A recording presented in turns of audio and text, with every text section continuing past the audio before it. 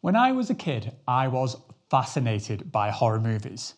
There's something about this idea that there's another world inhabited by strange creatures beyond our comprehension, just behind the veil of what we think is reality.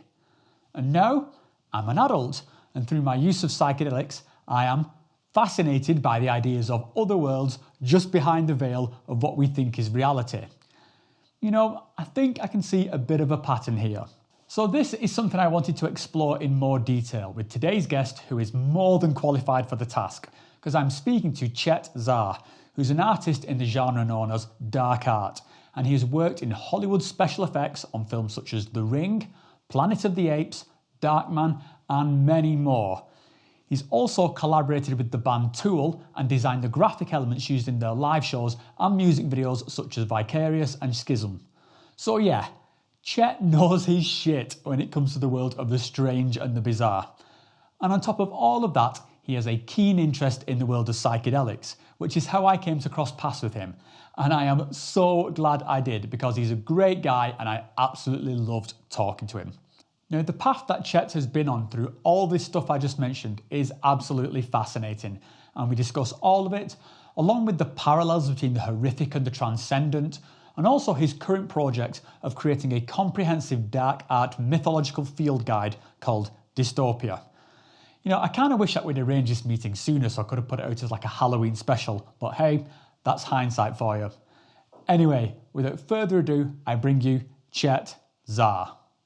So yeah, I'm joined tonight by Chet Zar, and this is something that's come together fairly quickly, and I am absolutely stoked to be able to talk to Chet, because as I've kind of recently discovered, I have been a long time fan of your work without quite realizing it. So I'm really looking forward to going down some rabbit holes with you tonight, mate. Probably a good place to start. Do you want you just to introduce yourself and tell us who you are and what you do?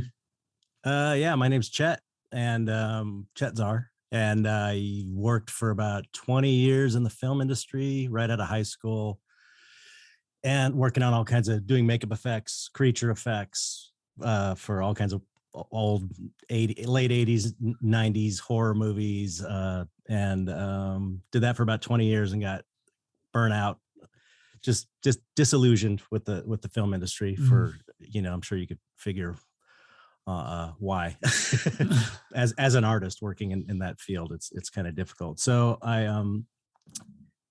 basically transitioned into a career in fine art, and now I'm a painter, and I create monster portraits, basicly.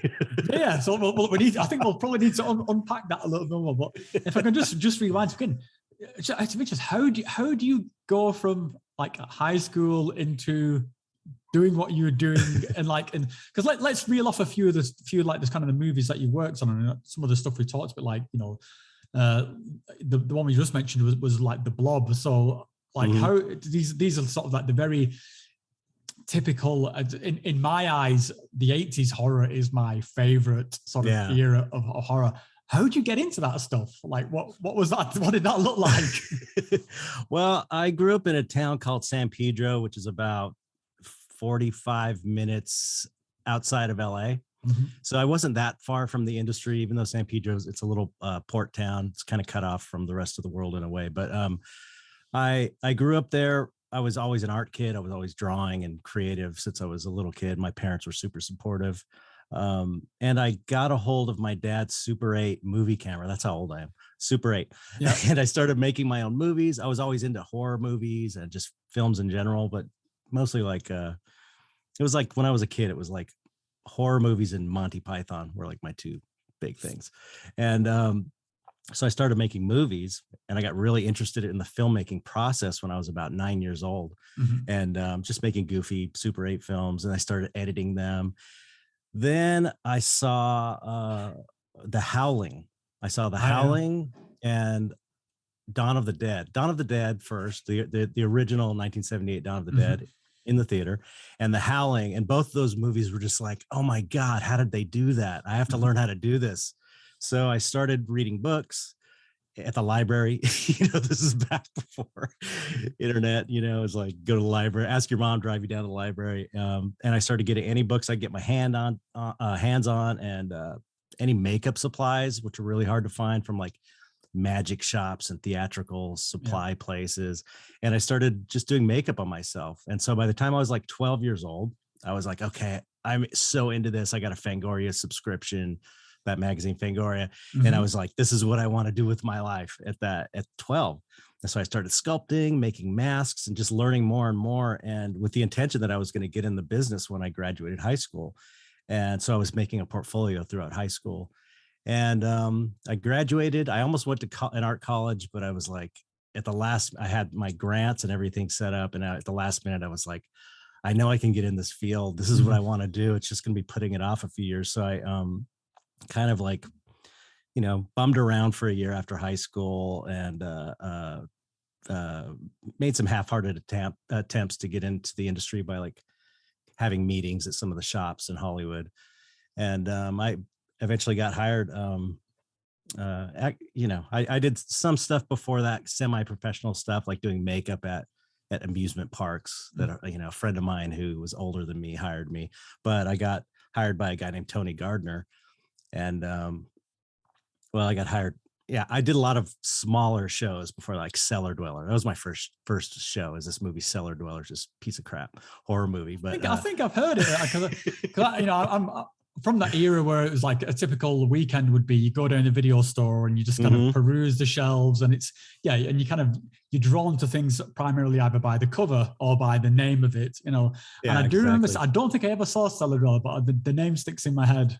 You're not missing much. It had it had Yvonne DiCarlo in it, Lily Munster, you know, as an old lady, like one of her last movies. And I actually worked at a place called MMI. That was kind of my first big effects job. It wasn't big, but my first official effects job. They sent me to Italy to go work on a film on set for like 3 months, I think it was. And I've never been on a plane before. I'd never been out of San Pedro, really. And so that was like a major thing. Then I came back and I had a film on my resume. So I just kept trying to get work. And then this guy, Tony Gardner, hired me. He got his first big break doing the effects for the Blob. So I was on the Blob Victims crew. So we did Blob Victims. And then the other side of the the ones who've been dissolved kind of bit by the Blob. Yeah. It was super fun. Yeah. So that was kind of my first job, and I was making molds and sweeping. I was doing whatever, just kind of working my way up. And then they saw that I could sculpt, and then so I started sculpting little maquettes, and then they saw that I could paint, and then I became the painter for all the Blob victims. So most of the Blob victims in the Blob I painted. I sculpted some, I keyed some of the effects, but I basically kind of worked my way up the ranks on that show. And then after that, you know, Darkman and all kinds of other stuff. I mean, yeah, when I saw you worked on Darkman, I watched Darkman when I was at college, and yeah, it was. I mean, all Sam Raimi films are just awesome anyway. Oh yeah, but Darkman is one of it. Just walks the line so between like sort of camp and sort of like so over the top. And it's just kind of, it's awesome. It's one of, it manages just to find its place button. I was like, holy shit, he worked on Darkman. I was stoked, man. Yeah, it was great. It was Sam Raimi, super great dude, cool guy. Like you'd think he would be, really nice guy. And I sculpted the makeup and applied it on set with my boss Tony, and that was an amazing experience. And yeah, it was like kind of the first comic book movie that had that real comic book feel to it. I think. You know, that kind of wacky. The way it was edited and sort of put together, it had a lot of that sort of over dramatic comic book angles, and you know, like things would turn like, so it was very, like I say, it had walked that very over the top line, but it just nailed it. I think. So I mean, I don't want to presume too much. So, but you know, obviously there's a theme to what I do on YouTube. So yes, what is your interest there with sort of psychedelia, and how does that sort of overlap with the kind of your interest in horror? Yeah. Well, I mean, I was always interested in spirituality, I guess you could call it, and just esoteric things. Even when I was a kid, my mom was kind of into that. She was sort of into, like, we had always had weird stuff happening at our house. Lots of just weird shit. It was kind of like being part of our family, weird shit happened. But so I was always interested in that stuff. And as a young teenager, I was reading Carlos Castaneda and stuff like that. But I was like the long-haired weirdo kid of the neighborhood, and all the neighborhood kids were like, yo, he's going to be the druggy guy. So I was like, I'm not doing any drugs. I'm not going to do it. It's just out of spite. So I never did anything. I was like super straight straight edge type guy, and just in spite of them. And then when I turned 18, I was like, okay, I've proved to myself that I'm not the druggy kid. I'm not the partier. I'm going to try psychedelics because I've been reading so much about them. And right around that time, I worked on The Blob, which I think was 1986 or so.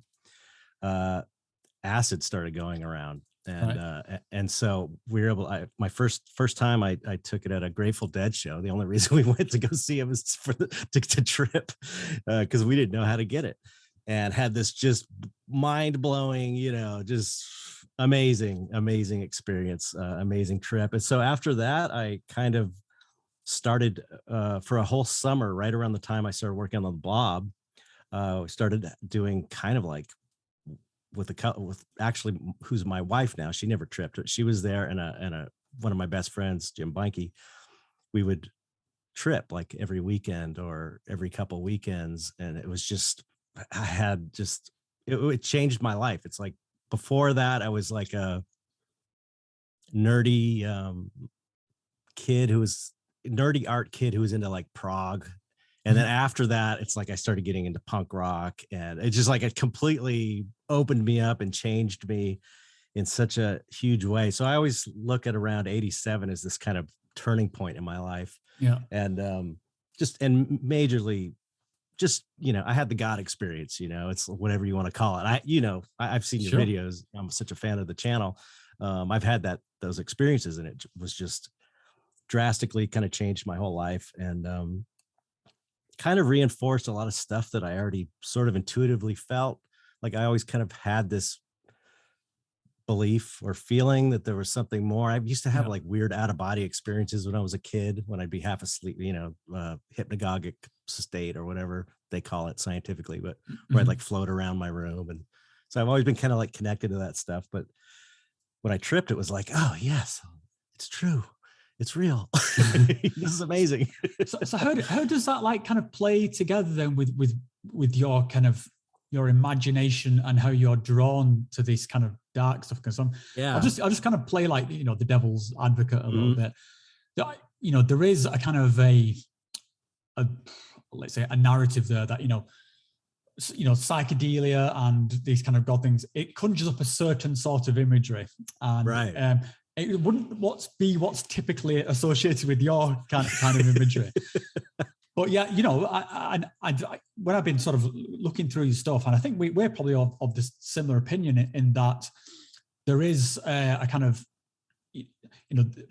for want of a sort of a better term, and I think maybe you could unpack this a bit better, but like there's a beauty in horror. This is not necessarily, it's not the kind of the 80s conservative good evil, like you should, this is all, you should go towards that and you should discard all that. I think you sort of embrace more this kind of, the shadow concepts, the kind of the Jungian stuff.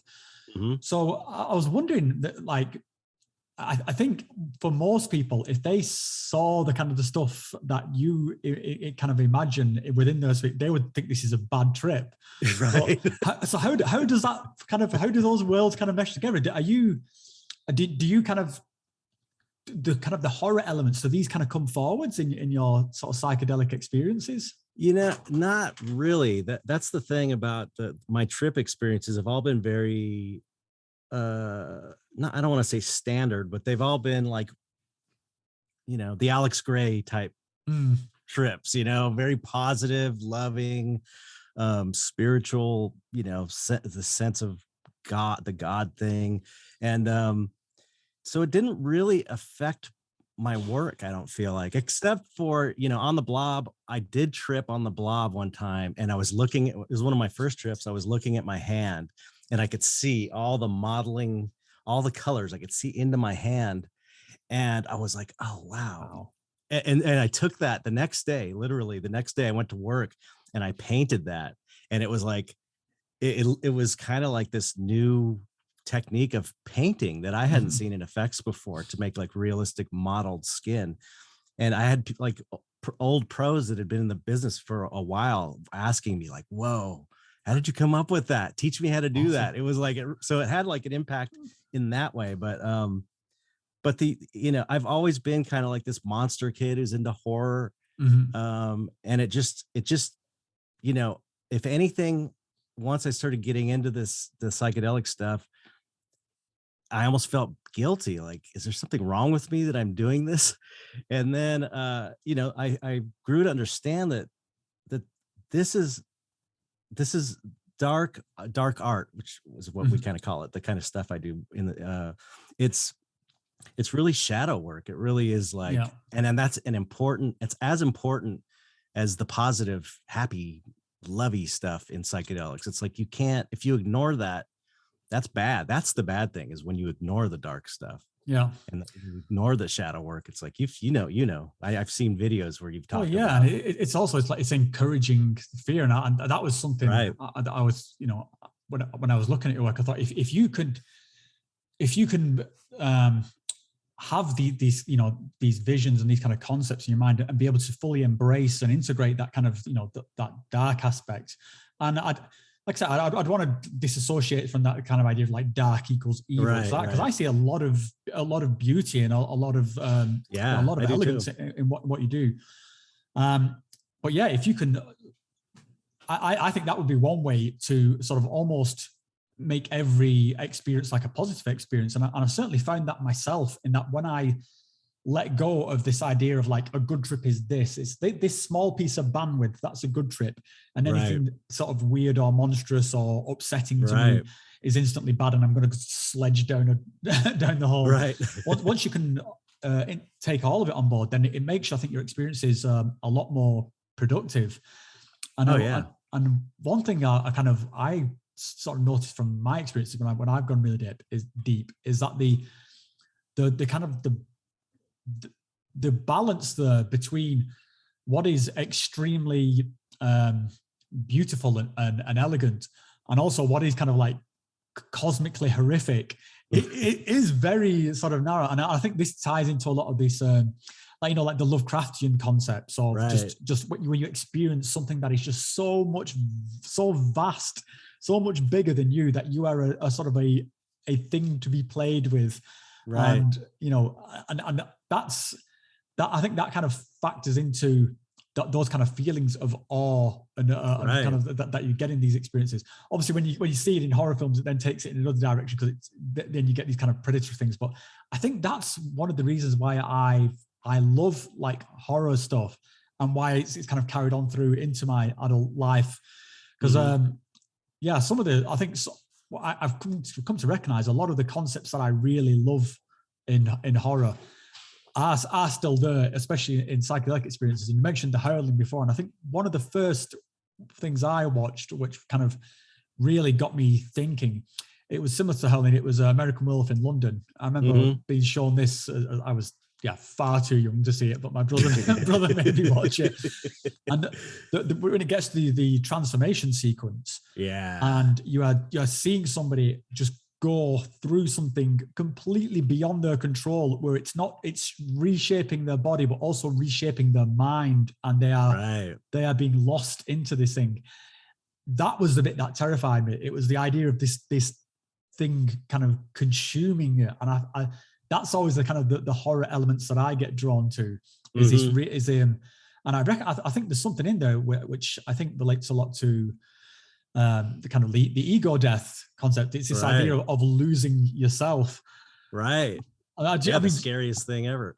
It's the same fear that, that keeps you from crossing over or going all the way on DMT or whatever trip. It's like that fear of losing yourself, it's like, it feels the same.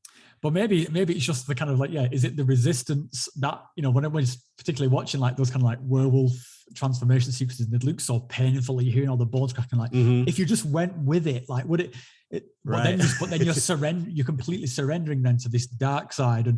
The other one that kind of did it for me was John Carpenter's The Thing, which is one of my favorite horror films. I just watched that again 2 days ago. It's like so good. Still holds up. You cannot watch it enough. It's just impossible. It's amazing. It's such a great film. But again, that the things that freak me out in that are this idea of lost identity, absorbed identity, even, and it plays out in such a visceral, freakish way in that film. But yeah, I think like that, you literally like kind of seeing the ego sucked out of somebody. Yeah, I mean, do you sort of have those experiences, like the kind of if you have like have experienced like ego death type stuff? Does it ever? Do you feel like sort of shit? This is me sort of slipping away, kind of thing. Yeah, for sure. Yeah, I mean, I think even on like a surface level, that horror movies are like, and dark art, anything goth culture, all this stuff is really, they're ways that we can externalize our fear and experience it in a safe way and kind of deal with it, kind of face it, or at least get a sense of mastery over it. I went to therapy in the 90s when I was having trouble with like OCD and stuff, because I had like my parents divorced when I was a kid. Lots of bad shit happened and it traumatized me. I didn't realize it until it was coming out in these weird OCD things. So I went to therapy, and it was amazing. That was great. That was probably the other significant thing that happened in my life as far as like really changing me, that and psychedelics. But one thing my therapist said was that, or she kind of turned me onto this idea that by creating monsters when I was a kid was a way for me to take things that I found frightening and then gain a sense of mastery over them through artwork. So it's like I was in control. I was creating the monster, instead of the monster scaring me. It's like, okay, I'm going to be the one that makes the monsters, and then I'm not going to feel so scared all the time. Because I was like kind of one of those kids, like I was very shy, and so it's like it was like a natural way that I just intuited. I think also you kind of facing it down as part of doing that as well. Because I think what a lot of kids do is instinctively kind of block these things. It's something under the bed or in the cupboard that you don't want to face. So I think that's probably it explains a lot about why you're so bold with these things, because you chose just to sort of tackle it face on and sort of manifest them.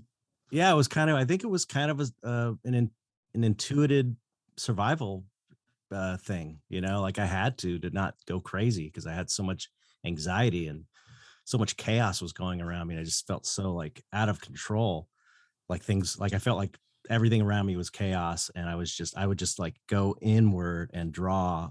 Thank God I had that, thank God I had that. And what came out was monsters. So I feel like horror movies in general just function like that. I mean, aside from the, you're talking like more nuanced kind of relating it to psychedelia where, losing yourself, which I think is totally legit. But I think even on like a more basic level, it's a way that people are afraid. Everybody's afraid, we're all afraid of dying, and it's going to happen to everybody. So it's like this weird kind of ritualized way of, confronting our own fear in a way that's safe. You're not going to die, you're just experiencing it in a movie. But I do agree that, there's all kinds of parallels, I think, between horror and psychedelia, particularly The Thing is so psychedelic. I mean, it's so psychedelic. Well, I think a lot of John Carpenter's stuff is, I think the Thing is, especially with its kind of, obviously with that kind of absorbing, absorbing everything about people. I did want to ask you, have you ever read the short story that somebody wrote as a kind of as a side project to The Thing? No, from the Thing's point of view. I just found out about that like when I was watching The Thing, because every time I watch a movie, I go back and research it again, and that came up, and I got it. I saved it. I just haven't read it yet. Yeah, it's a cool concept. It's really cool. The way it's written is very, it's so alien the way it's written. It's like from something that is completely inhuman. So yeah, definitely check it out. Was it, just got to ask, did you watch The Thing again based on, was it because of the recent thing on Red Letter Media? Was that sort of, do you watch that YouTube channel at all? It may have been that. It came, you know what it was? I was on I've been on a John Carpenter kick again. Right. Because John Carpenter is one of my favorites. Like I've seen, from Assault on Precinct 13, I was renting that when I was like 14 years old, like these weird, obscure ones, like his old stuff. So I've just been a huge fan of him and his music. Mm-hmm. And that's why I started watching a bunch, Assault on Precinct 13 again, and just John Carpenter videos and stuff about his music. And then I started watching the X bonus features from The Thing. And then I was like, okay, I got to watch The Thing. Yeah. That's how that was the way. I'll tell you one of my favorite John Carpenter films, which is not on most people's favorite list, but it's got a special place in my heart because it scared the shit out of me when I was a kid. And it's Prince of Darkness. Oh yeah. I love that film, and it absolutely, when I was first saw it as a kid, I had to leave the room. It just freaked me out so much. Yeah, it's got some really scary parts in it. It's really super creepy. It's got a really creepy vibe. I love it. Yeah, the whole thing with the kind of the mirrors as this kind of dimensional portal, and this sort of scientific explanation of evil and Satan. It got right in my head as a kid. It was, and then it's got all the same kind of body horror, people's bodies being taken over and stuff. So I think the other thing with that one as well was the kind of the sci-fi element of messages being sent back from the future. Yeah, I love that. That's so creepy. That transmission with the guy in the doorway, on video, and it changes a little bit each time. Until it's her at the end. It's so creepy, so great. I loved it. Yeah. So recommendation, because I don't think it's a hugely watched one. So if any of my audience is looking for a horror film, go check out Prince of Darkness. So I say that I always wonder if it's one of those ones that holds up, because to me, whenever I watch it, it still has that kind of that thing. I think it's in that way. It's a bit kind of like Escape from New York or something like that. So to me, that's like one of the greatest action films ever. But if I watch it objectively, it's not. Totally. You're right. That was a budget issue, though. I really think. It's same with, any problems with Prince of Darkness. I think they're budget issues, because he always worked, in low budget films. And the Thing was like, I think his first big budget movie. And that thing bombed when it came out. It was a total bomb. It's crazy. It's incomprehensible. And the thing with the thing, just the effects in that are insane. Just how they managed to do all those things with practical effects. It blows my mind. Not only that, so the guy that actually, Rob Bottin was the guy. His name is Rob Bottin, who did the effects. And he did the effects in The Howling, and he was always like the guy I really wanted to work for. He was like, his aesthetic was like, I just think he's the best out of all of them. And he was, I think, 22 when he did that film. Wow. Which is crazy. 22 years old. He's a genius, though. I mean, I know people. I never got to work for him, but I know people that know him, and he is like, he was doing. I worked for Rick Baker, who's amazing too. He's American Werewolf. Yeah. And he was telling me about how he would see his art. He met him when he was like 13 or something, or 14, when Rob was 13 or 14, and he would show him artwork that he'd done, and it was just like adult level drawings and stuff. So the dude was like different, he was prodigy kind of thing. Yeah. But from speaking, to tie this into psychedelics too, I didn't work on this film, but it's kind of well known in the industry that a lot of those dudes were tripping while they were creating the effects or coming up with the ideas. So what were they tripping on? Like acid. It was like, oh my God. Psychedelics. That's what I heard. People were. That must have been some dark trips to come up with like peeled dogs that peel their own faces up, and like, what was wrong with that batch of acid? Oh, I know. Well, it's like, you can set your intention to come up with crazy ideas for some project you're working on. I mean, I had a show called Ego Death. I did a show, and the concept, an art show, concept was, okay, basically I tripped, and I was like, okay, set the intention. I have a show coming up in 6 months. What am I going to do? I don't know anything. I have no concept. And as soon as I start feeling it, I turn the lights off, which is what I do when I trip. It's just total silence and darkness.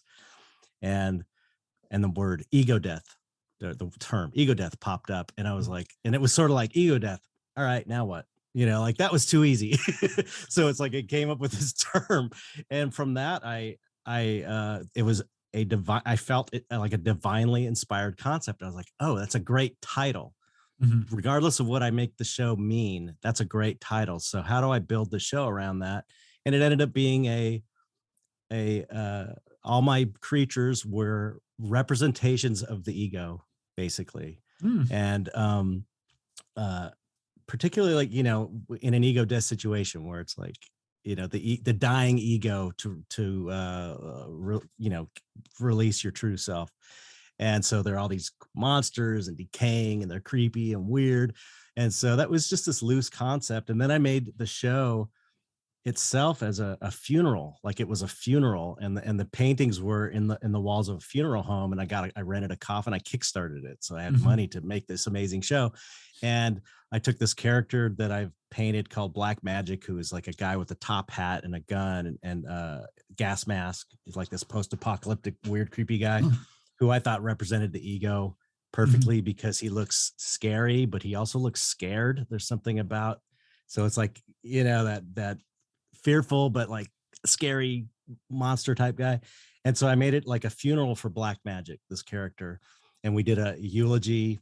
I had this, you know, I made a guy up to this actor friend of mine into like a horror, those old cheesy horror movie hosts that used to host the Saturday horror movie show on the weekends. The matinee stuff, Yeah. So he was like, we made a character for him. He was the Undertaker, kind of, and he read the eulogy, and we did it up like a funeral, and funeral for the ego. So it was kind of like basically just an artistic representation of this concept of ego death.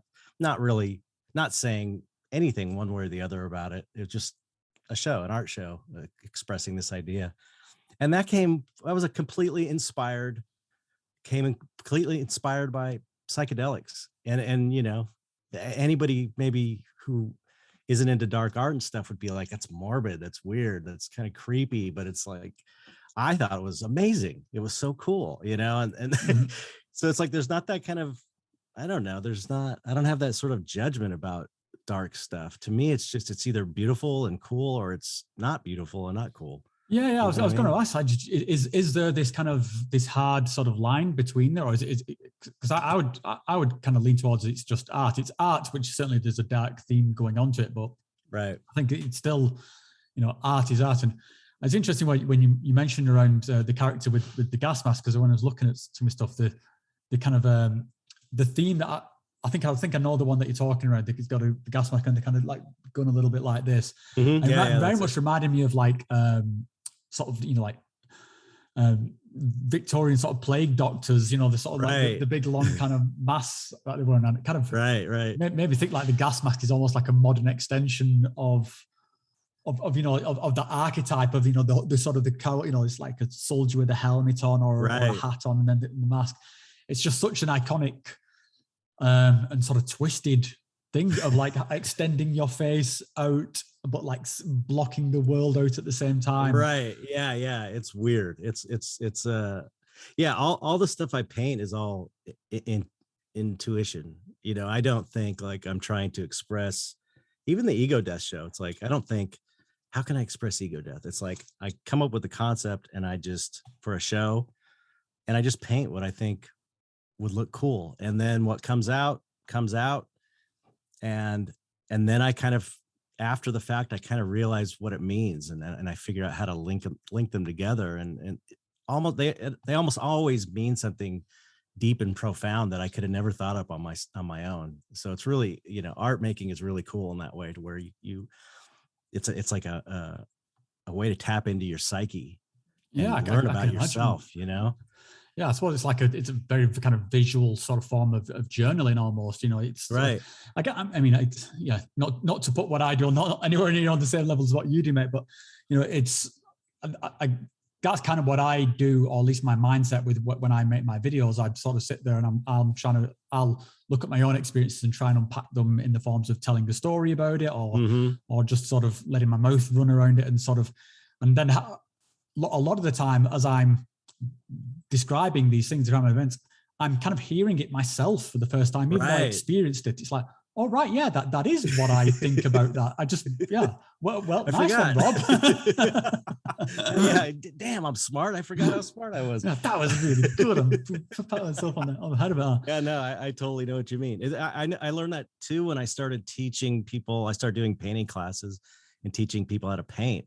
And it's like, I was intuiting the whole thing. I was reading books and learning how to paint, but then when you go to teach someone, you have to like break down what you're doing and figure out a way to show them how. And then you're teaching people, and then you say something that you didn't even know that you knew, and it clicks, and it's like, oh yeah, I read that like 10 years ago in a book and I didn't have any idea what they were talking about. And it's like just kind of getting it out helps you to understand it. Yeah, for sure. There's one thing I wanted to sort of pick your brains a little bit, because someone I know that it's had an influence on you, and certainly had an influence on me in a different way, is Clyde Barker, who's from my neck of the woods in northwest England. It's Clyde Barker's from Liverpool. And just to give you a bit of background, like I was so deep into Nightbreed and the book it came from, Cabal. It was Cabal, the book, and the whole sort of Hellraiser, and just Clyde Barker's sort of thing. I was weighing with him. So I know that you had a meeting with Clyde Barker. Do you want to just tell us a little bit about what happened there and the sort of impact he had? Yeah, I worked on Nightbreed for one day too. Really? It was like, what was your impact? Because honestly, I lived and breathed that movie. It wasn't a big deal. It was one day of reshoots. Like they had shot the film and they needed a couple shots. And one is my boss, Tony Gardner, with his head cut off on a table, and we had to do a makeup on his neck. And then there was the scene at the very end where the killer is like up. Yeah, he's like tied up, and they put like liquid into him, and it reanimates him. Yeah. And we did the makeup on that priest that day. So it was like a day of fill-in, but so we didn't like have anything to do with it creatively, really. But it was still cool to say that I got to work on Nightbreed. But just as a side note. But so I worked the shop I worked for Tony Gardner, this effects guy, for like 10 years. And one of the projects that came around the shop was somehow he had some kind of working relationship with Clive, I think on Lord of Illusions, because our shop, I don't think I worked on it. I may have worked on something that I can't remember, but we did the squid face guys. The one, do you remember Lord of Illusions, the Clyde Barker? I don't know if I saw Lord of Illusions. It's pretty cool. It's pretty cool, actually. It's about the magician. The story's amazing. It's from the Books of Blood. It's like one of my favorite stories from there. It's about like a magician, like a stage magician that actually is into the occult, and like all these demons are trying to get him and blah, blah. But so we worked on this movie. So we had a working relationship with him. And he wanted to do a toy line. This is before like toys were a big thing. It's like he was early on. The dude was brilliant. He was really amazing.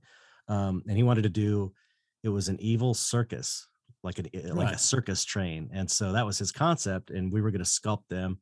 So we went to his house, and he did sketches. We sketched together. It was totally amazing. We went in the jacuzzi, and he turned the red light on, so it looked like blood was in the jacuzzi. I mean, how cool is that? Of course he's going to have that. So he was really, really a great guy. And and then that project fell through, because projects in Hollywood fall through all the time. But I still had his phone number. And so when I started trying to get out of effects, I knew I wanted to just get out of effects. And then I was into digital stuff and 3D animation. I got into that for a while, and I ended up doing like animations for tools, live videos and stuff like that. But I never really worked in the film world with that. I was kind of trying to start my own little business doing whatever 3D animation and stuff. So I got the nerve up to call Clive. I was so nervous. And because I had a VHS reel of the stuff I had done, which was basically a bunch of weird art looping animations, like dark, like my paintings kind of, but 3D and looping on an endless loop, because I thought that was cool. And so I called him. I said, can I send you this? I sent him the VHS, and then I called him, and said, do you have any work for me? Maybe, do you have any projects that I could do effects on? And he's like, can you call me tomorrow? This is Martin Luther King Day and we don't work on Martin Luther King Day. And I was like, oh my God, I was so embarrassed. You heathen. It's like I was working that day because we were on this tight deadline, and I felt like it was so embarrassing. Anyway, I called him the next day. He was super cool. And he said, no, I don't have any work for you, but I think you should, you have a vision here. I think you should pursue your own fine art, which was like, wow. I didn't even think of that. I was kind of from age 18 or 19, I was like institutionalized as being a service, as my art being a service to someone else and not doing my own thing. And so it was kind of like, okay, well, if Clyde Barker tells you should be a fine artist, man, I what should... a fucking validation that is, mate. That's a stamp of approval, mate. And it's like, it's funny though, because around that time I was starting to get sick of effects because I was trying to get out and get into something else. And I thought that was digital effects. Turned out that was more of the same. So, but I was thinking about it. So it's like, it was one piece. My friend Adam from the band Tool as well. He was like, he hired me to work on effects and stuff. And I remember him telling me he really liked my paint jobs on the creatures I did. And so it got me thinking again, it's like, maybe I could be a painter, just like a traditional painter. So there was that. And I was just getting into the kind of underground art scene. And that was just one of the major moments that made me go, okay, maybe I can do this. Maybe I can try it. And then on Planet of the Apes, I was working on set and repairing gorilla chimp gloves that got beat up. So boring. 12 hours in a trailer with nothing to do. Every 4 hours, they're doing a big fight scene. They bring a bunch of sweaty ass gloves, chimp gloves, that all the paint's worn off. And then you have to touch them up and make them look nice and send them back out. It was super boring, but great pay. It was, that's how effects job is, being on set. And so I painted a little painting because I had all these paints for these chimp gloves. And I was like, okay, if I could paint a painting here in this trailer, maybe I can give it a shot. And I painted this painting. I was like, oh, it's good. I can do it. So then it was like, okay, I'm going to be a painter. I'm going to do this, be a fine artist. And then I just started trying to teach myself how to paint and get in shows. And it just kind of went from there. And then after about 7 years working in effects and trying to get a career going and getting in shows, I was able to leave after about 7 years. And I've got to say, man, you're just reeling it all off, but what a fucking incredible life. I mean, I just want to recap for the audience just in case they're missing anything. So yeah, you come out of school to work in Hollywood, which I think has this perception of being like the dream industry. Working on all these like amazingly creative films, just doing the most insanely bonkers like stuff for a job. Meeting these all these people, and then I mean we'll come back to some more, but working with the band Tool, who were just one of the most highly revered sort of like music artists ever, and we'll definitely unpack some of that in a moment, and then sort of to then transition into what I guess is like your kind of your life's work. Really, this is what your main love. It's really incredible, man. And I've got to just tip my hat to anyone who has the I don't even know what to call it, but just the ability to shape their life in that way. That is something something that they want to do. I think it's inspirational, mate. It really is. Oh, thanks. I appreciate that. Yeah. Well, I think it was 2012. This guy contacted me about. I'll send you it if you have a DVD player, because this guy made a documentary about me. And it came out really good. And we send it over. I've still got my PlayStation. I can back and stay. Okay, cool. I'll send it. I'll send it to you. You can get it streaming and stuff too on Apple, Apple, whatever, iTunes. But yeah, I'll send you it. Anyway, so when he first hit me up, I didn't know him. He's like, I want to make a documentary about you, and he hadn't made a documentary since film school 10 years ago. It was like he had a dream. He had a dream that he was making a documentary about me. He's like, what the hell? It's Mike Carell. He's a good friend of mine now, who also wrote, he's a great writer. He wrote all the text from my dystopia book, but that's, you can talk about that later if you want. But he came to me and he's like, yeah, I want to do a documentary about you. And I was like, it's going to be boring. My life is boring. No. And it really, honestly, you know how it is. It's like you grow up and you just take everything for granted. And so he made this documentary over a few years, and it was like, after it was done, I was like, holy shit, I didn't realize I have had a really weird, interesting life. It was weird. It was like, how could I not have seen that? It's just like and this, like, so much other weird shit happened. It's like, it's seriously, you'll see the documentary and you'll be like, wow, like other crazy shit happened. It's so, yeah, I'm very fortunate and grateful every day. I think it's the thing is, like, life kind of happens to you, and I think it's right. You know, I think for a lot of people, when you can sort of, you know, you don't think of yourself as anything kind of special or anything. You're just kind of blundering through it. Exactly. And it's like, yeah, oh well, yeah, that's what happened to me. You know, it was a Tuesday or whatever. As I dissolved people in the blob. Or yeah, totally. Oh man. Yeah. I got to say, the maybe not. Yeah. Oh, go for it, dude. On the blob, this dude, I won't mention his name. He was working on the blob with me. He was like a runner guy. He had kind of an art background, but he wasn't really an effects guy. He's a New York underground filmmaker that was out in LA. And he was the first person that gave me some ecstasy, because I think he was selling it. And so the first time I tried ecstasy was on the blob, working on the blob. I never did drugs or anything during work hours. I'm very responsible. You know, I got a family. I've been married for 30 something years, got kids. But that night it was like an all-nighter because something had to get done. It was for the, I don't know if you remember the movie, but there's the guy with the yo-yo on the movie that he's up on the ceiling, the movie projectionist. He's up on the ceiling, and then a yo-yo comes down, and it was that effect. And we all had to pull together and work all night. And so this guy gave me this ecstasy, and I was like, it was around that time where I was starting to do psychedelics. And so I was really interested. So I took it, and I remember, and I was figuring, I don't know what I was thinking. It was pretty stupid to do that.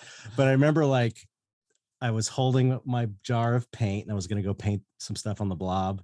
And I turned and looked, and there was paint splattered all over the floor. Like, I just went like this with the paint to go walk over here, and then I look, it splattered everything. So I probably was like, oh, just like spilling it everywhere. And I was like, okay, I gotta go sit in the car.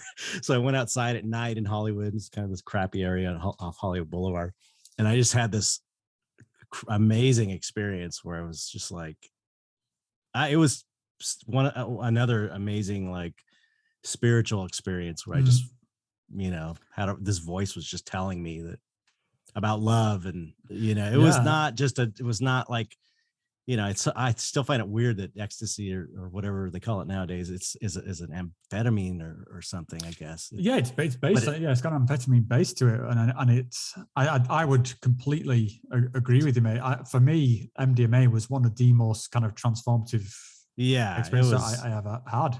And I had it, I think the first time I had it, I was like 16, I think. And wow, again, my older brother, pretty much all the events in my life you can trace back in some way to my older brother.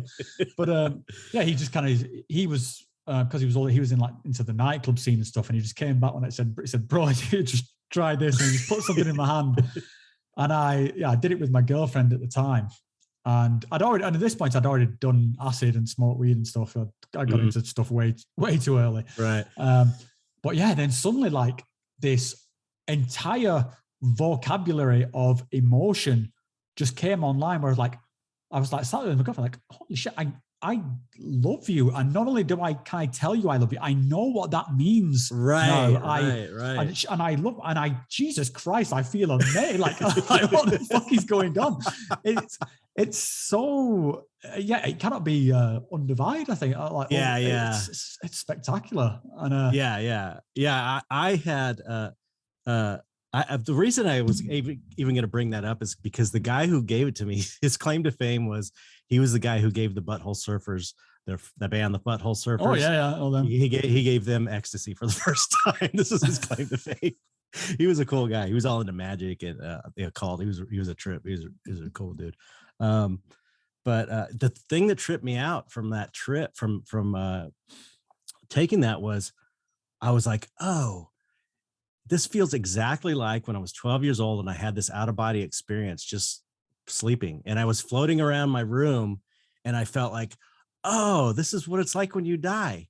This is how I really am. It was like me without anything else, without any fear, anxiety. It was like just pure me, pure Chet consciousness floating around. And I was like, oh, I don't have to be afraid of dying anymore. This is great. Like this is what it's like. And when I took ecstasy, I was like, oh, that feels exactly like that out of body I had. And it kind of makes sense that it's, maybe it doesn't make sense, but it seems like there was no difference in the feeling.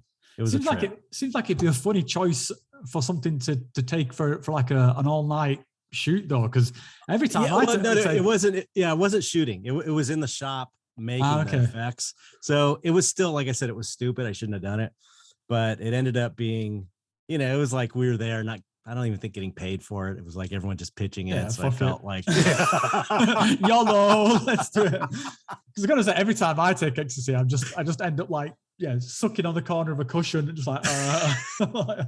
like just completely I'm not doing any work for the next 4 hours.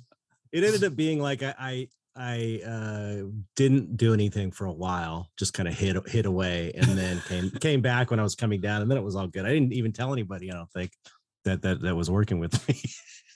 So stupid. So let's get into the Tool stuff then. So how did you come around that you're working with those guys? Totally weird. Again, Adam Jones, the guitar player, the guy who directs the video. He's kind of like the visual guy of the band too. He used to work in effects. He worked on Jurassic Park and. No way! I didn't know that. Yeah. So he worked at the shop I was working at just randomly. And we met, and we were both into like weird music, underground kind of punk music. So this is while he's already in the band, is he, at this point? No. Okay. He was before the band. And he introduced me to Cam De Leon, who was, we became friends because we had we have a similar aesthetic. We like the same directors, David Lynch, John Carpenter, horror movies. We like a lot of the same kind of music, weird underground music and punk rock and stuff like that. And so we just became friends, and he'd always talk about music. I was in a band too. I was trying to start a band. Like I was in a band for like 10 years, and we would break up. And at that point, we all were. Right? Yeah, totally. And so we got to, music was the big thing. One of the big things between us. So I remember him telling me, it's like, I want to start a band. I want to start a band called Mother. I remember him telling me that. And I was like, yeah, cool. So let's jam. So we went and jammed. We actually played. Yeah. And it was like, and it's funny because I wanted to start my band. And he was like, so it's like we were he would play some of his riffs, which ended up being like, some of them were like Tool songs that ended up being Tool songs. And then I would play my riff, and we would jam on one of my songs. And it was one of those things that, you never know, but I was so intent on doing my band. And it was different style of music than what Tool is, and more melodic and stuff. And it was funny just because it was like a total ego trip on my part that I would never have joined someone else's thing, even though, look, Tool's fucking amazing. You'd be lucky to be in a band like that. But I was more like, so we didn't really form a band. So we just jammed though. And we just became friends. And then he went away, left the business, started Tool. it got huge. And then he hit me up years later on the Anima album and asked me if I wanted to help do some makeups on this Stinkfist video for like a few days of fill-in, kind of helping Cam De Leon, the guy who did the album artwork and album cover stuff and the body makeups, just helping him airbrush these actors and doing a few random effects, just like fill-in work. I did this tumor thing at the end of the video. There's like this weird tumor on this dude's back, whispers in his ears. I did that. I sculpted that and painted it and stuff. And so then we were back in contact and we were friendly. And I showed him this 3D animation I did, which is one of the ones that I showed Clive. And he was like, "Hey, can we use that for our live shows?" And I was like, "Yeah, sure." Because it looped, so it's perfect. I was just doing these animations because they seemed like it'd be cool to do an animated painting, like an image that just loops endlessly, which is a gift now. It's not a big deal, but at the time, this is like 98. You were ahead of your time, mate. This is revolutionary. I did a DVD of these things too, and it was just like before NFTs. It's like I was too early. I'm always like either too early or too late. So then they started using my animation stuff, and then they called me back to work on the Anima video and then the Schism video. And I keyed the effects for that. Like I got the crew together and did all the effects for those. Amazing. Probably the Schism video is probably, I think, the thing I'm most proud of out of any of the movies I worked on, because it was so much stuff and it was so cool. And it's that is such a cool video. That is, and so creative, and just working with him is like him and I just like click creatively. It's like really fun. You know how it is when you click with someone on a creative level. It's just like it's always really fun. So then I just kept, I did some stuff for the Vicarious video, which was like a CG video they did later, and did some posters recently for their concerts and just t-shirt designs, random things. Just stuff with Tool, just stuff with one of the fucking highly regarded bands in the world. Just little. I know. I was thinking. I was thinking that the other day that I was watching that. I don't know if you know them that well, but there's a song called Anima, and it's about. It's like, to me, I was just like, it's hard for me to get into them, like really be a fan, because I know them and I know him, and it's weird. It's like liking. Not that I'm a part of the music in any way, but it's almost like liking your own band. If you're in a band, it's like you can't have the same relationship with something you're that close with when you kind of know how the sausage is made.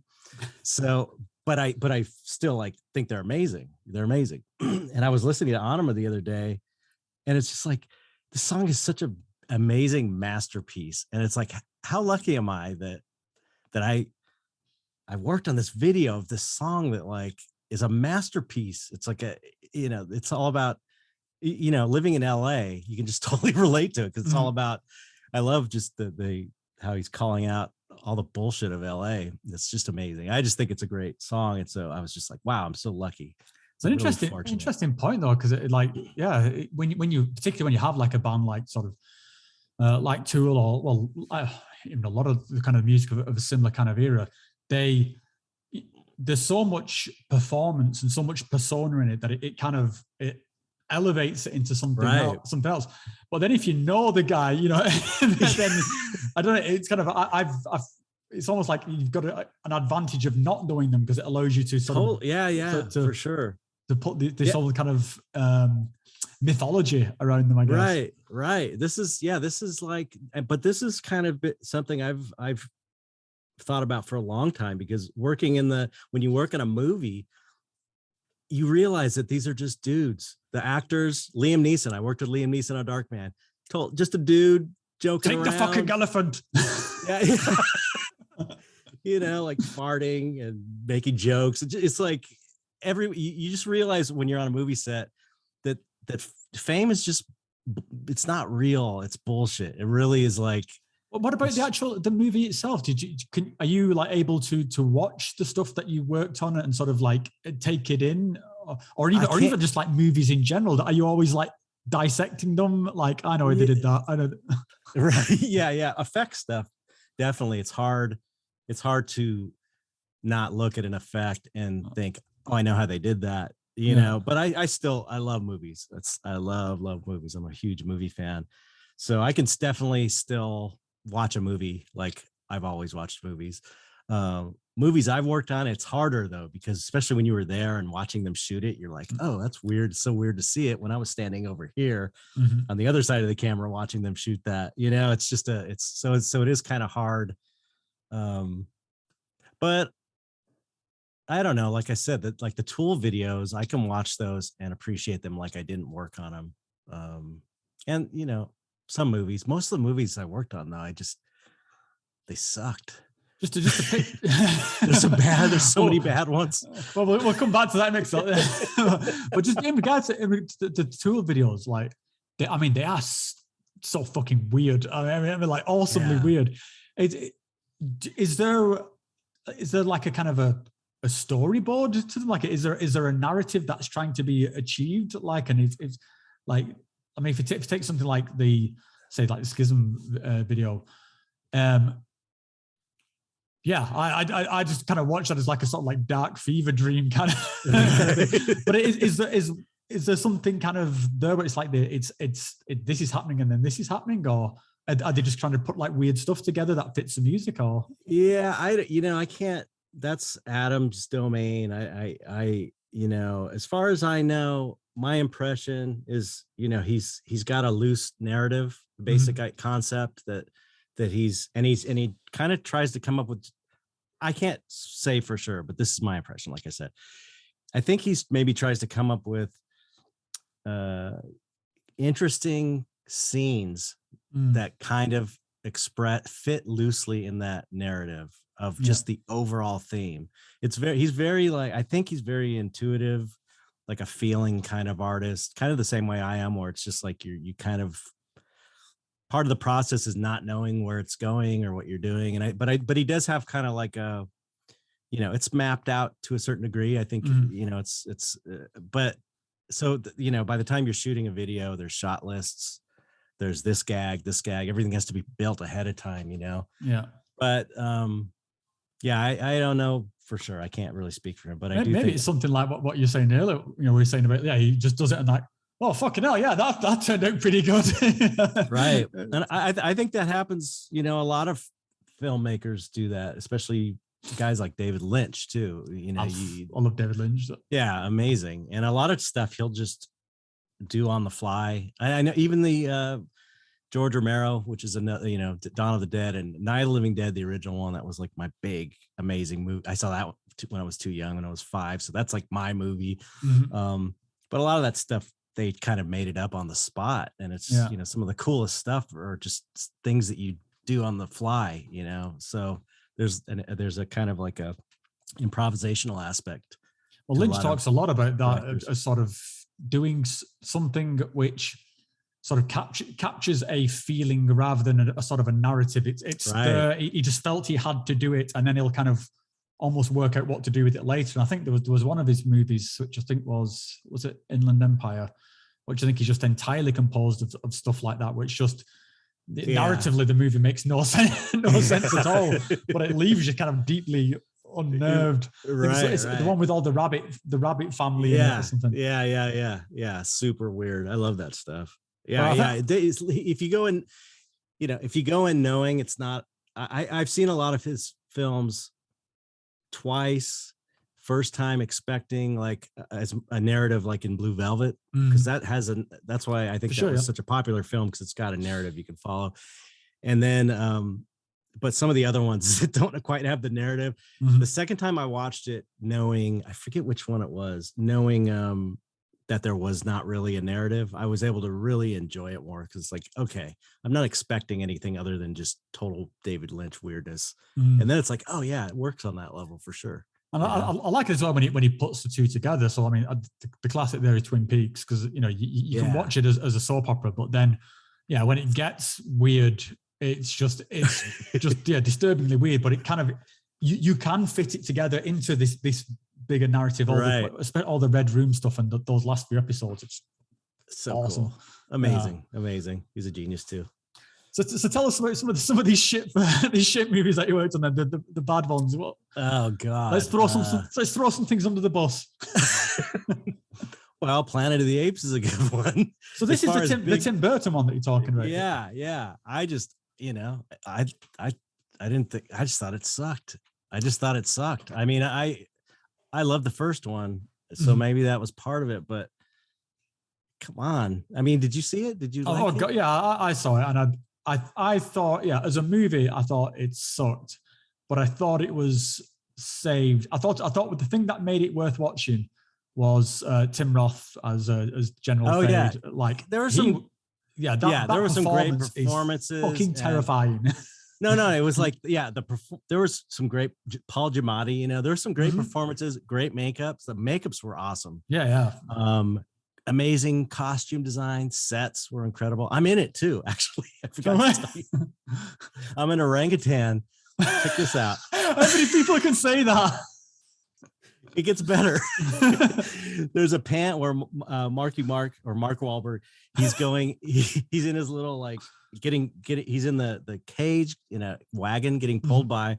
There's one shot where he's kind of looking at everything, and there's Rick Baker as a chimp smoking a hookah pipe, and I'm an orangutan on the other side lighting it.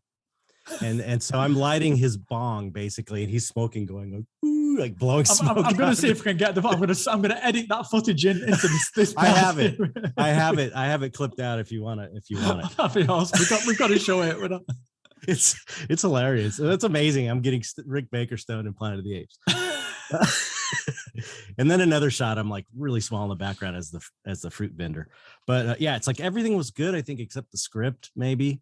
Then it's like the script is everything in a movie, so I was really disappointed in that. And the Haunted Mansion was, I thought, horrible. I worked on that. So I don't think I've seen that one. Is that Eddie Murphy? Oh, Eddie Murphy. I think sucked so bad. I mean, we did these amazing zombies. That's what I worked on, and I was a ghost in it too, but you barely see me in the graveyard. So it's just was. As far as big budget movies, there's a lot. There's a lot of bad low budget movies that you probably never heard of, called like Blood Salvage, and Sundown is another one. It was pretty bad. I've worked mostly, more bad than good, really. So it's interesting. You mentioned at the beginning that I think your first movie you came over to Italy for, because there used to be like a big horror scene in Italy. I don't know if it's still there, but I remember like a lot of movies that just scared the piss out of me when I was a kid. In the UK they're called like Demons, the Demons series. I think they're called Diamoni or something like that in Italy.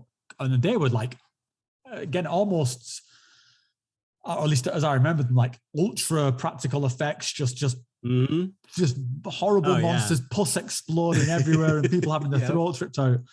And I don't know if that element of Italian cinema sort of died down, but it used to be that was a lot of the stuff that was on the shelf in the UK was just Italian stuff dubbed into English. Oh, I love all that stuff. Zombies, like Lucio Fulci. Zombie is one of my favorite movies. Zombie movies, it's so great. What's the other one? He did a bunch of amazing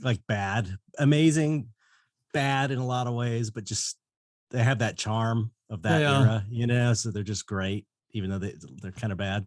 I think like some of them was so over the top. I remember, I think it's one of the Demons film, there's a guy, I think it ends with a guy driving around a movie theater on a motorcycle with a samurai sword, just chopping up these monsters. And then it's like, okay, you just do whatever you want, dude. Yeah as long as you can buy into the reality they're setting up, you can enjoy the film.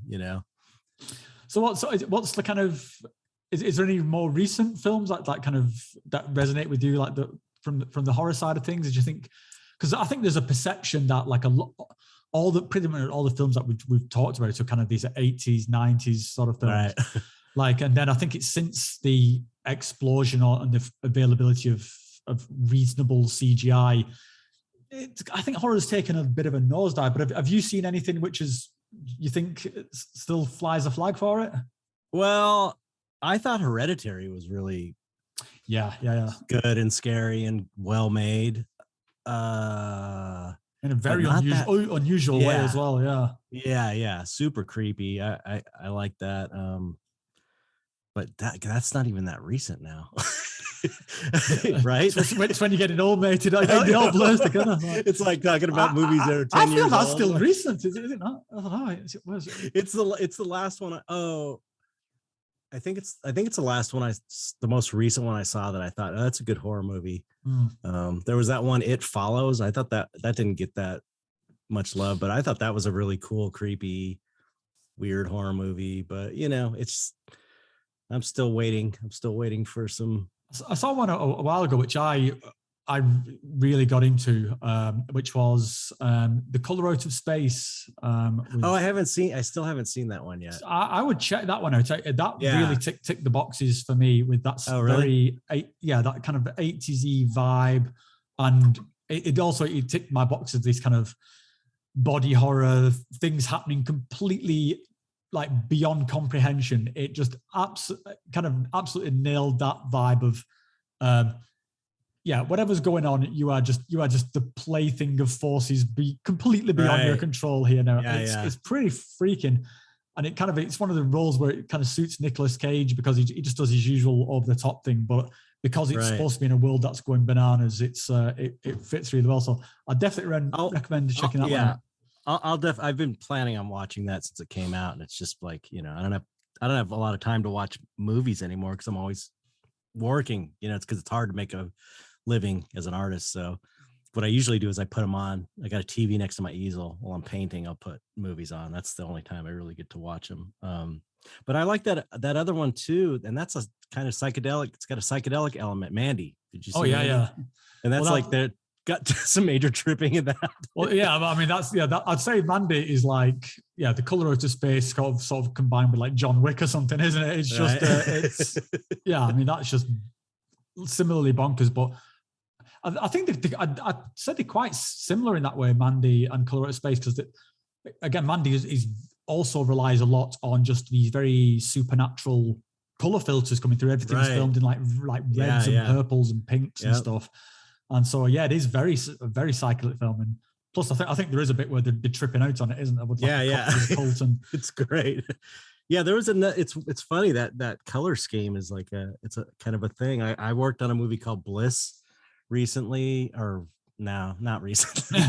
Again, a few years ago, like a low budget vampire film that has to do with trippy. It's like trippy drugs too, which is weird, but it used that kind of color scheme as well. It's a cool movie because it's like a mixture of art. It looks like an art house movie, but also like a trashy exploitation film from the 80s or 70s. So it's like this kind of a cool mix of that. But I did a painting for it, so I was able to work I got a title card for the first time too, like an up front.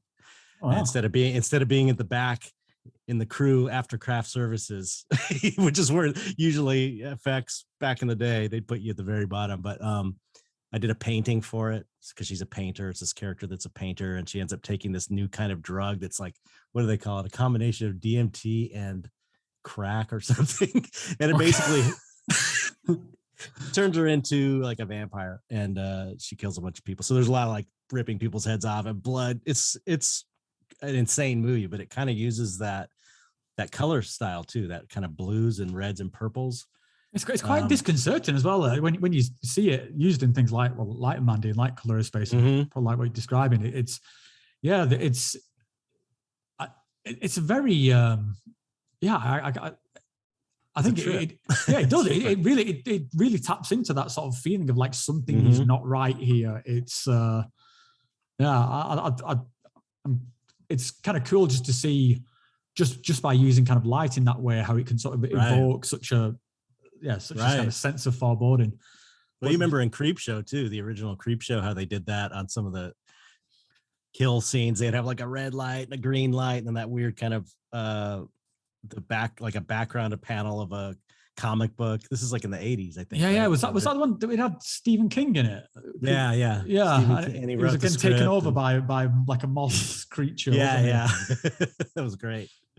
But Yeah, I used to love all those kind of compilation type things of the 80s, like Creepshow and the Twilight Zone remake. I watched a lot of that stuff as a kid. Tales from the Crypt Keeper. You know, we used to get that sort of on drip coming over into the UK. So, well, I the stuff I really love, like even now, and that's because I saw them when I was a kid when they were on TV, are all the British horror movies from the 70s and late 60s. Not Hammer, but this other company called Amicus. It's like the Quatermass stuff that's kind of in there, but more they did anthology movies like Tales from the Crypt from 1970, I think. They did it's like they based it on the comic, and it's great. It's so great. And there's a movie called Asylum, and they're all like different stories with a single thing stringing them together, but they're horror stories. They're so great. Dr. Terror's House of Horrors. There's like a whole bunch of just these badass 70s. I just love that era of just these Amicus films are just like, they make me feel happy. I don't know. They're worth checking out. I think British probably gone under my radar. Maybe I've just kind of don't remember. It's like an entire sort of like horror universe. Is it kind of?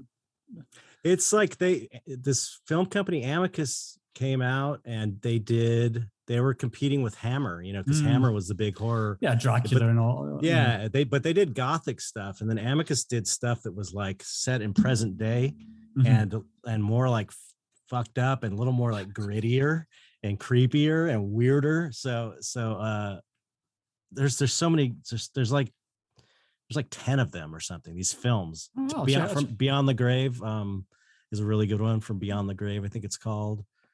Yeah, or Beyond the Grave. Yeah, I'll send you some links. They're really great. A lot of them are on YouTube too. Another one, just while it's from another sort of recentish. I say recentish. I think it's probably a few years old now, but there was a film called The Void. The Void was good. Yeah, and again, anything with that kind of cosmic horror vibe to it, I absolutely love. And I thought that was absolutely nailed it in terms of just weirdness, especially the ending. And it just reminded me so much of like a DMT trip, just on this otherworldly planet. And I think there's like 5, all these ring planets are in the sky. It's like, oh shit, we are so far from home here. Like this is yeah. No, that was a good one, and it totally had that 80s vibe too. It was like the throwback. I love that great era of horror movies. So tell us a bit about what is it you're up to now with your book project and sort of the work that you're doing now. I just had a show called Chaos, which was at Copro Gallery. That was the last big thing I did. But I have this book called Dystopia, which is kind of like a mythologizing of all the paintings I've done over the last 15 or 20 years. And it's a field guide, basically. It's kind of like a National Geographic field guide to, Africa or something. Hitchhiker's Guide to Monstrosity. Yeah.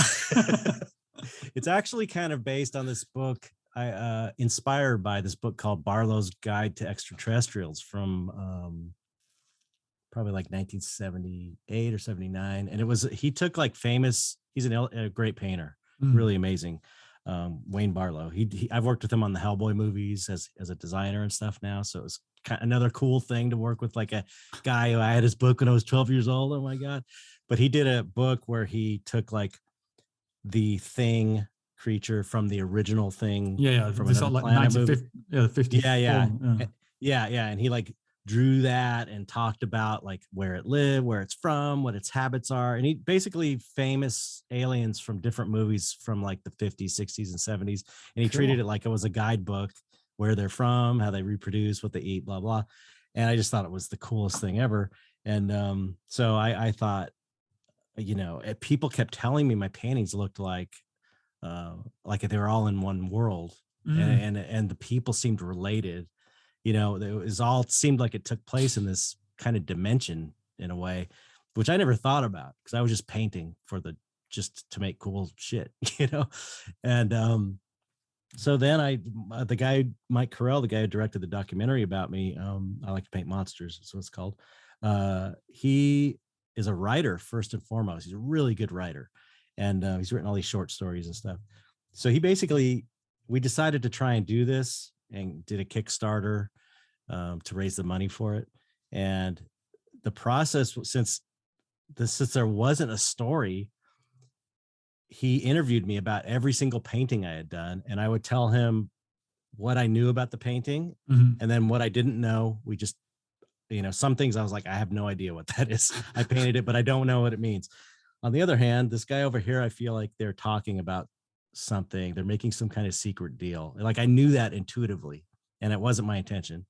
So there was all these little clues in there, but I knew when I knew, I was like, yeah, that's what's happening there.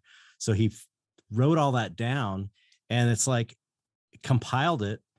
And then we realized there's a whole like society, and there's a class system, and there's bad guys and there's good guys. It was crazy. It was weird. It was like reverse engineering a world, instead of coming up with cool ideas. It's like, okay, paintings are the best way I get ideas out rather than intellectualizing something and then, coming up with it that way. It was like kind of backwards. It's like whatever is in the painting is real. Whatever I know about the painting is real in this reality.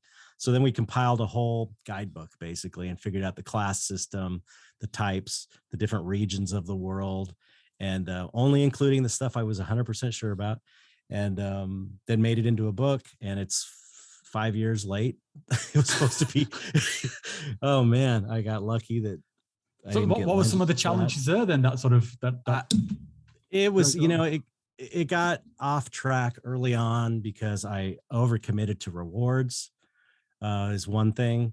And the main thing though is like, I could not wrap my mind around how to organize everything. Cause I'm just not, organization is really hard for me. I'm good at the art stuff, but part of the reason, like one of the things I really love about your channel and your comments, your responses to people is like, that's what I'm feeling, but I can't put it into words because I'm just not talented in that way.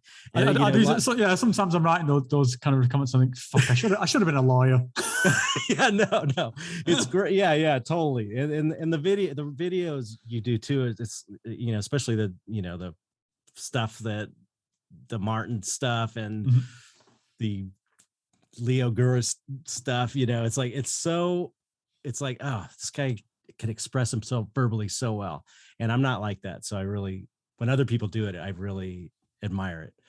So anyway, I could not get my mind around figuring out a bunch of words and how to place them because my mind is just not that way. And so it literally took me years of like trying all these different things and printing pictures out and trying to put it together until it just clicked one day, like about a year and a half ago. Boom. Oh, I got it. This makes sense. I get it finally. And and once we got it, we just started like, I got the graphic designer, Mackie Osborne, who is, but the Melvins, the band. Yeah, for sure. That's Buzz's wife. Buzz Osborne's wife. Yeah, she's super amazing graphic designer. She does all the Melvin stuff, and she did my first book, Black Magic. And so yeah, basically she did all the design, and it just looks incredible now. So it's finally done.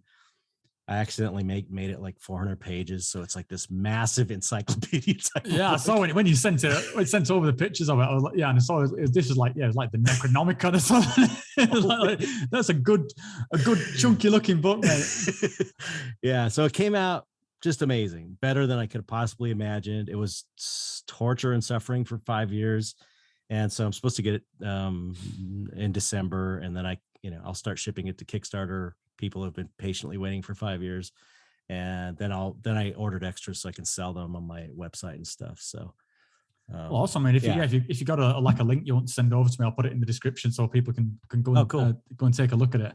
Because I know you've got a website, don't you? We can is there any? Yeah, I don't have anything for the book yet, but it's I'll have some links that you'll eventually be able to see the book when it happens. I mean, I'll definitely I'll get one myself as soon as I'm able to, because from what I've seen of it, it looked outstanding, mate. And I say I'm a big fan of I used to buy all the kind of like the horror books, like we mentioned Fangoria. Really, I used to get Fangoria all the time when I could afford it on my pittance money I had as a child, and that was one of the things I liked about Clyde Barker in particular with Nightbreed. There was a lot of material just about the monsters where you could go and buy. There was like I can't remember what it was called now, but there was like a Nightbreed and a Hellraiser just book, and it was like pictures of all the Cenobites and all the Nightbreed, and you could just read all the backstory, and I would just loved it.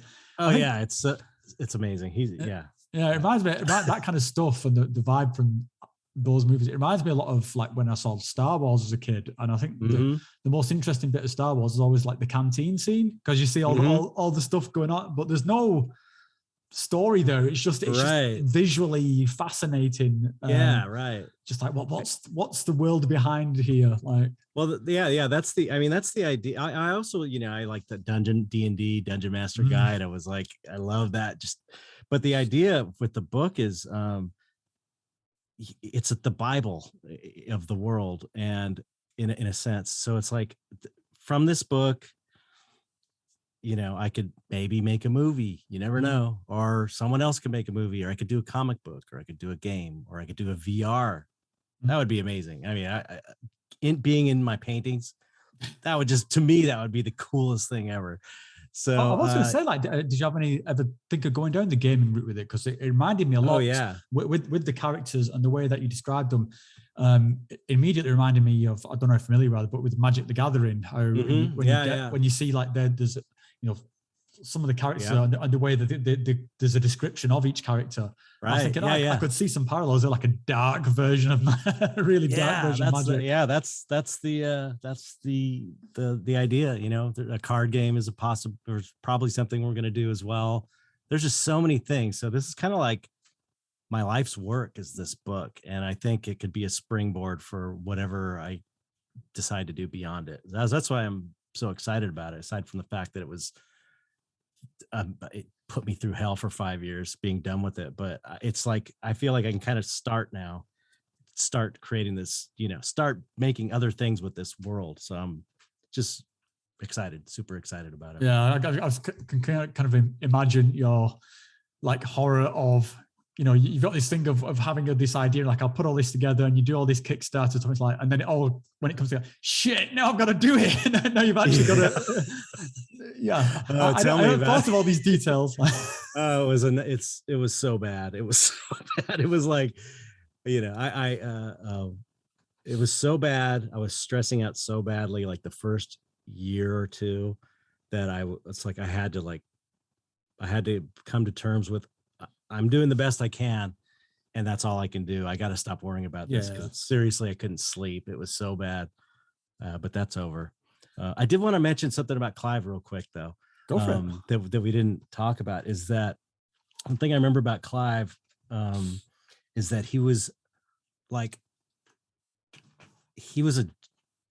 kind of like an artistic genius. He would come up with ideas, like you could tell they were like ideas, boom, a sketch, but he would also come up with these amazing marketing ideas, like for things to make. He was super normally artists are not good at business, and he was very much like both sides of his brain were working at maximum capacity. I remember on one of these meetings, he said, just out of randomly, when we were talking about all this stuff, because this is kind of like sort of what we're talking about in a way. He said, it'd be great would be to make a book, like a big, thick book about a movie like The Wizard of Oz, but it's a movie that never existed, but it would be full of behind the scenes shots and makeup tests, like a film, and you treat it as if it was a movie that existed, but it's just like this weird big epic movie that never happened. And I was like, damn, that's an amazing idea. How cool would that be? Well, we can all just imagine like the kind of the mythology spinning off around. It's like something like the movie that never was. It's like kind of almost like the Chernobyl of movies. It's like it's there, but it's this ghost town of movies. But it's, kind of like that Dune documentary, I guess, in a way. Did you see that? The Jodorowsky. I when after watching that documentary, I was like, I'm glad this never happened. No, I thought it sounded like it. Yeah, it probably would have been insane. Yeah, it seemed like it had some cool. You're the first person that I've talked to that had that opinion about it. Everybody else I know would be like, I was going like, that would be the most amazing movie ever. Oh my god! No, I was. Yeah, I'm gonna. I think that would have been unmakeable. But probably. I mean, I love all the artwork that went into it is just amazing. All the Yeah. you know, and particularly you can see where that was like a springboard for things like Geiger and going into Alien and stuff like that. But yeah, I mean, the guy, he never even read Dune. It was just all he wanted to do was just unchain his imagination into right. Yeah, I didn't say. It might not have been a great Dune movie, but it would have probably been a great Jodorowsky. I can never pronounce Jodorowsky. Yeah, it would have been a great one of his movies. Maybe not a great Dune movie though. Well, I've heard they're making The Inkle, aren't they now? So that's what came out of that Dune movie. All the artwork and stuff which never got used, he then channeled into this series of comics called The Inkle, and so that became Jodorowsky's kind of like magnum opus, and they are crazy. If it's the same artist, Mobius did all the art. Yeah, Mobius is amazing. Just insane sort of comic, just completely trippy story of a guy just getting completely over his head and just like reality shaping objects. Oh, cool. And yeah, they're going to turn that into a movie. And I can't remember who they got to. Somebody signed up to direct it, and it's a good director as well. Because when they announced that they're going to do Dune, and then it was Denis Villeneuve. Again, I hope I pronounced that right. I was like, yes, this guy could do a good Dune movie. Right. Yeah. And I think The Inkle's going to turn out good as well. So, I think fingers crossed for that. Yeah, that'd be awesome. That reminds me of, I almost worked on the remake of The Thing. They came to our shop. Oh, that movie. It made me mad. That movie. That made me mad. I think it made everybody mad, even the people who worked on it, from what I hear. Because they covered up all the practical stuff. I know. And they just replaced it all, didn't they? Yeah. But I remember. The thing is, I was in the meetings for it because it was like different shops were bidding on it.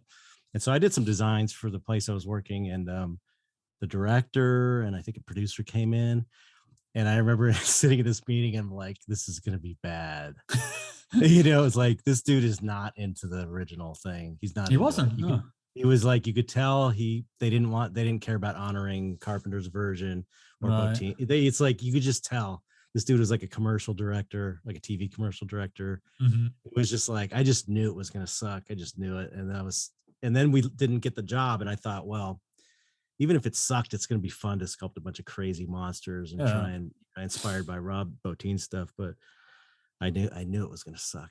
It was, I just knew it.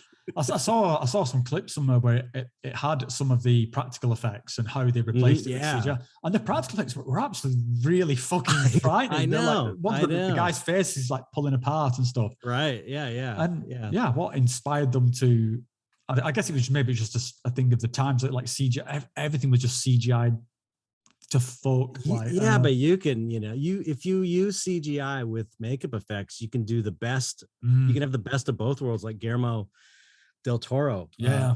Another guy we didn't talk about. It's like, he collects my work, and I've worked on a bunch of his movies, and he's super amazing, cool dude. But we when you see interviews of him, he is just one of the nicest guys. He is that way. He is that way in real life. He hugs you when he sees you. He's amazing. He's a special person.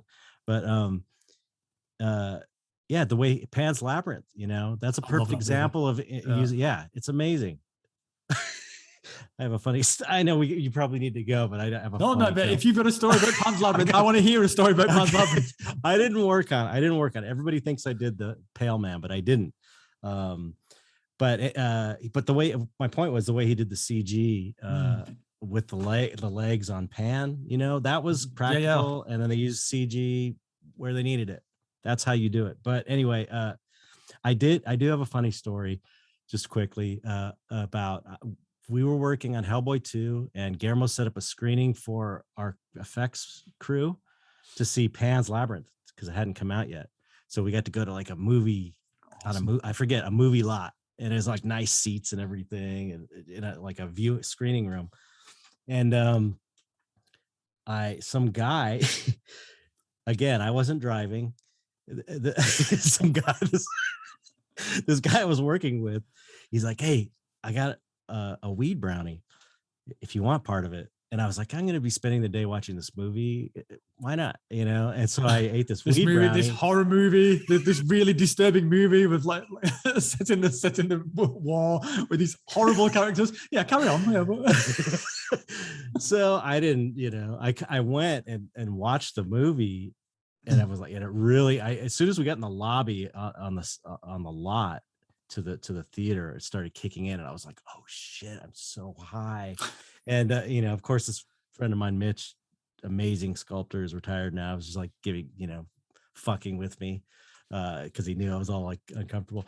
But I went in there and watched it, and it was so amazing. Like I had a really amazing experience watching it. I just was like, whoa! And that ending, the ending, I took it differently, I guess, maybe than he meant it, because I took it like, go on. Because it's controversial, the ending. Yeah, people. Right. I took it at, being in that state, I took it as like, this had happened. That stuff was real. Yeah. That stuff that she went to the other dimension, and it was cool. And it was, instead of like she died. And then after, he was like, I was talking to Garrel, and he's like, yeah, I know the ending's kind of a bummer. And I was like, I didn't see it that way at all. I thought it was amazing. I thought it was like, she got to go there. It was like, it was real. That's how I took it. I think I took it as both, in that, yeah, I mean, the brutality of the real world had happened, and it resulted in her death, but she had kind of like ascended, like she'd moved on to the sort of the next level kind of thing. So it was both, which I think is right. Doesn't take anything away from the brutality of the ending of it. But it's true. What a film! I absolutely. Yeah, it's amazing. It's amazing. Such a good movie. I mean, all Del Toro stuff I love. Yeah. Just recently watched what's it called? The Shape of Water. And that one got slated, but I thought it was amazing. Oh yeah, it was great. It was great. I found it hard to watch sometimes because like I felt for that dude, that creature. I think that's how good, sort of like, it's Doug Jones, isn't it, who tends to do all the creature stuff for Del Toro. Yeah, he's just a master of that kind of. Oh, he's amazing. Time craft sort of thing. That's another thing. We worked with Doug. I think we maybe were one of the first people to work with Doug back in the day. He used to be like our suit guy back in the early 90s. We worked on Hocus Pocus, that movie Hocus Pocus, with him as a zombie. He was in, anytime we had a suit, we would hire Doug, or we would ask for Doug to be in the suit. Because he's so amazing. It's just a master of movement. It's just like the subtlest thing. And I think this is it comes across in Pan's Labyrinth. It just every, like, the guy can just express volumes with like finger movements, Yeah. But there's another element. It's like, not only that's of course paramount, that's the most important thing, but he is the nicest guy.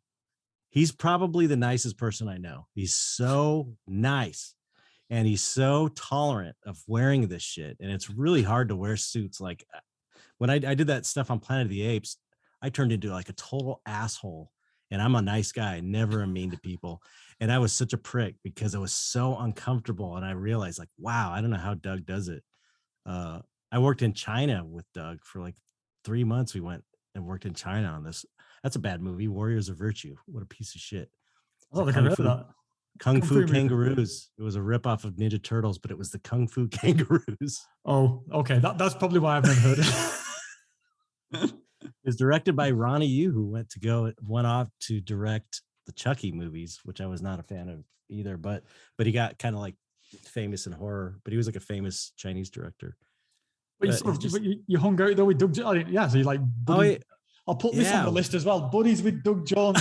Right? No, he's like a friend. He's a friend with me and my wife, and he's the sweetest guy in the world. He's so cool. Oh, yeah. Awesome. Yeah. Well, man, it's. I think we could probably dissect your life all night, but I think this is probably a good place to draw a line under it, mate. I just want to say it's been an absolute pleasure talking to you, dude. And I'd love to do this again and like pick your brains on some more horror stuff. Anytime, man. Anytime. I'll put some links in the description and stuff below to your website and to your Facebook, social media pages. Is there anywhere else that you want to mention that people can find you online, or anything around your dark arts stuff? Oh yeah, I have a podcast called the Dark Art Society Podcast where I interview every week. I interview dark artists, people kind of like myself, but also any artist or just interesting people in general.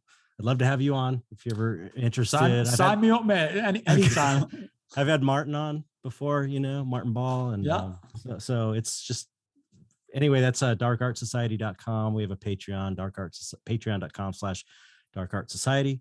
I have a Patreon, which is patreon.com/Chet Zar, one word. And I basically am posting everything I'm working on every time I paint a layer, I post it on there. I do time lapses, all of my artwork. I show behind the scenes stuff. A lot of the stuff we talked about, I like show pictures of old movies I worked on and behind the scenes of Tool videos and all that. So that's pretty much it. Instagram at Zar. I don't know. Awesome. Well, every link I've got, I'll stick it in the description. Cool. So, I appreciate it. Dude, it's been an absolute pleasure. And yeah, for sure, if there's a spot on your podcast, sign me up, mate. You tell me where and when, I'll be there. Okay. Excellent. Yeah. Thanks for having me on. I really appreciate it. I love your show. I think it's amazing. I love your attitude. It's so great. It's so needed. Thanks, dude. That's one last thing. I'm going to jam it in. I'm going to screwing your ending up. But that's your presentation is what's lacking, I think, in the psychedelic community. Thanks, dude. That's the straightforwardness and the legit criticism of things like that. It's like, this whole happy love everybody and ignore this ties in with the whole dark art scene. And I just think that your approach is what's needed. It's lacking in the whole psychedelic space, I think. Well, cheers. I mean, I appreciate that, man. And I think the way I kind of do my stuff is I do the stuff that the kind of like what I would want to listen to. Right. When I was getting into all this stuff, I think kind of like what you just described, there was all this super, everything is rainbows and it just cures cancer and blah, blah, blah. And then the kind of the other side of the equation was like, no, there's just, it's just purely drugs acting on your brain. There's nothing interesting going on. Right. And I was like, actually, isn't there something in the middle here? Like, just, right. Isn't there something like where something amazing is happening, but yeah, we're not all, transcending to the 12th dimension of, Plutarchian or something like that. Can we just have like a normal conversation about yeah, exactly. Yeah. Fascinating. Yeah. You bring like a, it's like a regular conversation with a normal person, and it's not, none of the airy fairy, you know what I'm saying? I'm glad it found an audience with someone as awesome as yourself, mate. And thanks. Let's do this again, mate. Because I think, every time I watch a horror movie now, I'm going to be like, okay, make some notes for Chet. I want to know about how this happened and stuff. Every once in a while, you'll probably see my name in a credit. If you watch the credits, people are always writing me on, I didn't know you worked on Freaked, or I didn't know you worked on some weird obscure movie. But anyway, thank you for having me on. I really appreciate it. Love the show, and anytime I'll come back on. Cool. Wrap it up there, dude. Thanks a lot. And hopefully I'll speak to you soon.